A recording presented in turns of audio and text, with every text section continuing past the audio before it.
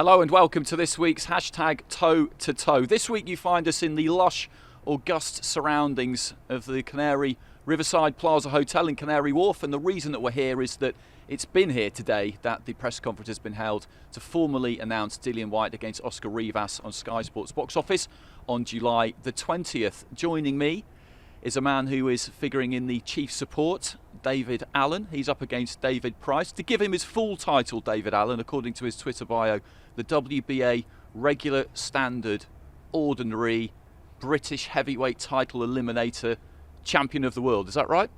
That's correct, yep.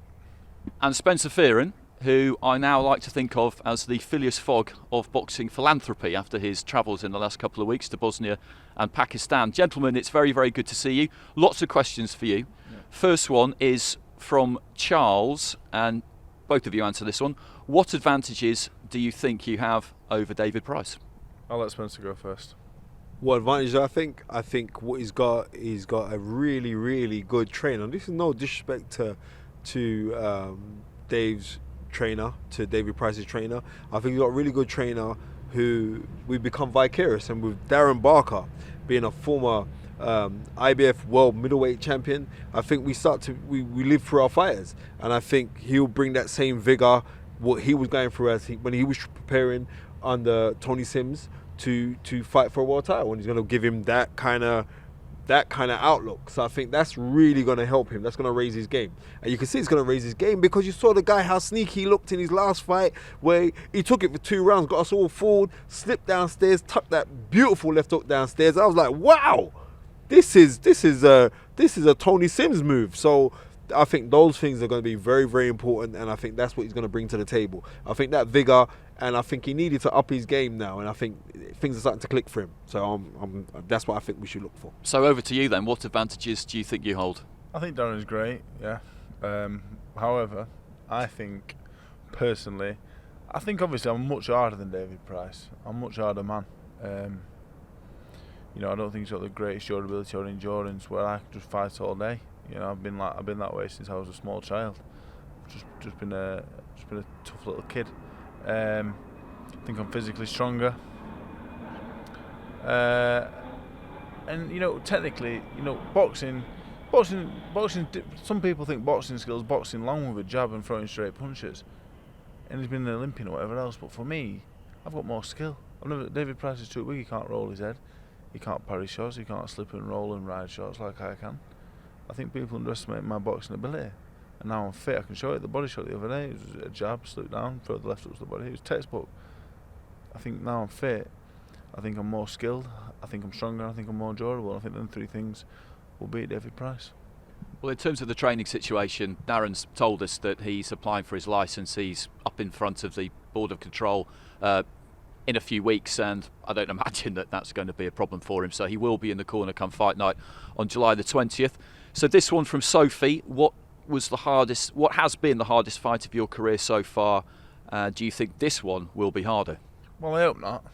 I hope not. The hardest fight of my career was probably the Tony Yoka fight. It was a very hard night, that, probably the most painful night of my life. And the way home the next day, the Channel Tunnel was shut for 5 hours, so I was stuck on the train for 5 hours. Then I had to get a train. I was sat next to the radiator. It was very hard. Not just the fight, the getting home after was hard. It was very hard. I had some hard fights. The Bracamonte fight was hard. The Ortiz fight weren't pleasant.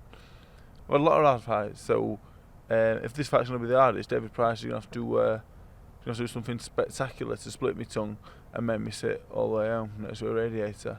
So I don't imagine it will be now, but I prepare like it will be. How about you, Spence? What do you think? I'm not sure, because you see what David Price brings to the table right now. David Price is an hellacious puncher, but like he's saying, he's prepared to take it. And it's when fighters are there saying like, right, I'm prepared to take it, he's already adjusted to it mentally. And when you've adjusted to something mentally, then that's, you know what I mean? I think in the past, and I can say this to your face, like, I think you used to let yourself down a little bit, but like now you haven't. Now you've brushed yourself off, and you've changed things. So he's orchestrated a change, and he's got that change in mindset. So when you got that change in mindset, that can only lead to success, I believe. I think, I'm a very nice, friendly man, and I'm not the most serious person in the world. But I could possibly be the hardest man in the world, on the planet, in my eyes. For definite. Top 5, at least. I genuinely do believe that. There's no man, apart from being knocked unconscious, you're not going to get rid of me. And I've proved that in the past, and I'll continue to prove it. Unless David Price knocks me unconscious, you're not going to win the fight. And that's how I believe every fight that's in my career will go. I'm tenacious, I'm an animal. Well, I know that Carl Froch claims number 1 as being the hardest man in the world. I mean, that's just, he regards that as a given, as he said to us on commentary a few weeks ago. But in terms of the mental preparation, that leads us on to a question from Ryan, which is, how do you get yourself mentally prepared in the dressing room? And has that changed at all since you've been working with Darren? I don't have to prepare myself to fight, because fighting is it's a fight. It's not really a big deal,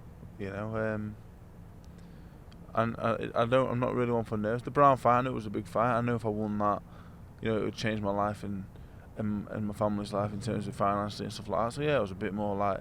But in terms of preparing myself to fight, it's not. I don't see it as a big deal. Fighting for me really isn't something that worries me. It's like everyone else going to the day job. I don't worry about it. So I don't have to prepare myself at all in terms of that. Put some music on. My mates are in there, we have a good laugh and then we get down to business. Does that surprise you? Because I remember you saying No. a few weeks ago that yourself, when you were boxing, you used to, maybe not on the night, but in the days leading up, you'd get nervous. I would suffer from nerves, but that's because of the weight of expectation. Sometimes you put on these things, and it's all things that you put on yourself mentally. I would say with somebody like I'm saying, I like the fact of people that readjust themselves, right? And the fact that he's chosen to do that. He's tried to readjust himself and realign himself in a new direction. And anybody who does that, as far as I'm concerned, I'll high five you. In the same way that I'm saying I'm high fiving Dave Allen, I'm doing the same thing for David Price, because people were screaming out, Dave, you ain't got it no more, you should retire. And he's stuck at it. He's shown that perseverance. So this makes a good fight, and I'm credit to both men. And we're looking for something very, very special and come fight night.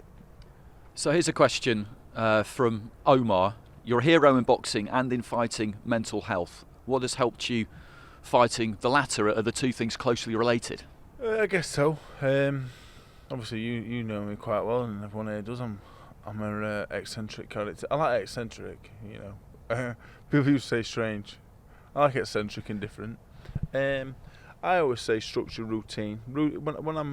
When I'm busy and I'm training and I'm doing things and I'm out of the house and I'm doing stuff, then that's fantastic. I always think structure and routine, but not a routine of doing nothing would be great. You can have a routine of doing, being active and stuff like that. And at the minute, I've never felt better.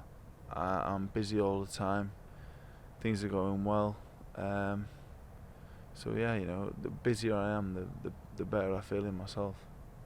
And here's one from Blue Corner Boxing. I'll let you answer this one first, Spencer. Why is David so popular? I'll tell you why. It's because he's down to earth, right? And we, as human beings, like to look at similarities in people to hold on to. And if you see Dave, he's not even everything's tongue in cheek, and he's that boy next door.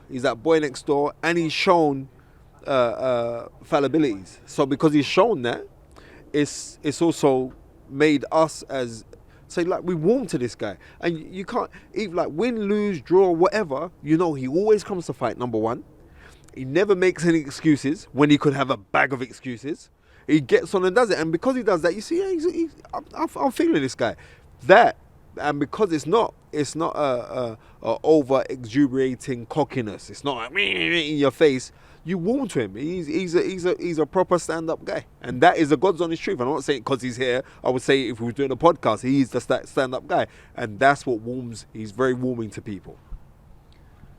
Well, this last one from James, crucial question that needs to be answered. What's your favourite Pokemon? Well, I think growing up as a kid, I was massive into Pokemon. I could name them all. My favourite Pokemon has to be my Champ. It's got 6 arms and they're all massive. Obviously I've got 5 limbs. Mine are all massive as well. So yeah, we'll go for that one. And just quickly before we let you go, Spencer answered it on your behalf, but are you ever surprised by how the public have taken to you? Am I surprised? Yeah, very surprised. Yeah, it's nice though, because I'm just the average 27-year-old man in Britain. I do things like I'm everyone that's there's a bit of me and everyone, like, well, I'm just the most normalest man ever. Well, I'm not really, but like in the sense of a lot of things I am. And I guess, you know, it's nice. I think every time I get in the ring, everyone's like, "That's my mate." And like everyone that comes into as an interaction with me online or in person, they think, "Oh, there's a bit of Dave Allen in me. Let's watch him because he's my mate." And genuinely, that support means more than winning anything, any amount of money. It's fantastic. Like it's nice. It's nice to be liked. You know, it's nice, and that's what I've always wanted. Out of life, I want people to like me, I guess. Well, you'll be in action, Chief Support, on July the 20th. He's had 2 great nights there against Nick Webb and, of course, against Lucas Browne. That one on Sky Sports box office. That wraps it up for hashtag Toe to Toe. Thanks very much for your company, gentlemen. These 2 will both be on the podcast later, so make sure you give that a listen. Sky Sports. Feel it all.